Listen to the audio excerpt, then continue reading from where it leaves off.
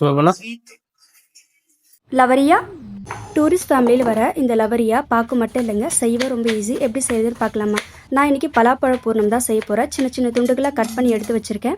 1 cup வெல்லத்துக்கு 2 table spoon தண்ணி சேர்த்து cut பண்ண பலாப்பழத்தை சேர்த்து நல்லா வதக்கி விட்டுக்கணும். இப்போ துருவின தேங்காய் 1 கப் சேர்த்து 3 ஏலக்காய் தட்டி வச்சு அதையும் சேர்த்துருக்கேன். 1 டீஸ்பூன் நெய் சேர்த்து நல்லா திரண்டு வந்ததும் ஸ்டோவை ஆஃப் பண்ணிவிட்டு 2 கப் அரிசி மாவுக்கு 1 டீஸ்பூன் உப்பு சேர்த்து நல்லா சூடான தண்ணியை கொஞ்சம் கொஞ்சமாக சேர்த்து நல்லா கலந்து விட்டுக்கலாம். நல்லா கெட்டி பதமாக இருக்கணும். தண்ணி கொதிக்கும் போது 1 டேபிள் ஸ்பூன் நெய் சேர்த்திங்கன்னா உங்களுக்கு வாசனையாகவும் இருக்கும். இப்போ மாவை 2ஆக பிரித்து இடியாப்பு புழியதில் சேர்த்துக்கலாம். வாழை இலைனா மைக்கா கவரில் கொஞ்சமாக நெய் தடவி இடியாப்பு பிசிஞ்சதும் அது கூட பூர்ணம் சேர்த்து பூர்ணம் வெளியே வராத அளவுக்கு நல்லா மடித்து விட்டு சுற்றி ஒரு 10லேருந்து 15 நிமிஷம் இட்லி குண்டா அப்படி இல்லைனா நீங்கள் ஸ்டீமரில் கூட வேக வச்சு எடுத்துக்கலாம். வேக வைக்கும்போது துணி இல்லைனா வாழை இலை சேர்த்திங்கன்னா உனக்கு ஒன்று மேலே ஒன்று ஒட்டாமல் இருக்கும். ஆவி பறக்க இந்த லவரியாவை இந்த நியூ இயருக்கு நீங்களும் செஞ்சு பார்த்துட்டு எப்படி இருக்குன்னு சொல்லுங்கள். எல்லாருக்கும் அட்வான்ஸ் ஹாப்பி நியூ இயர்.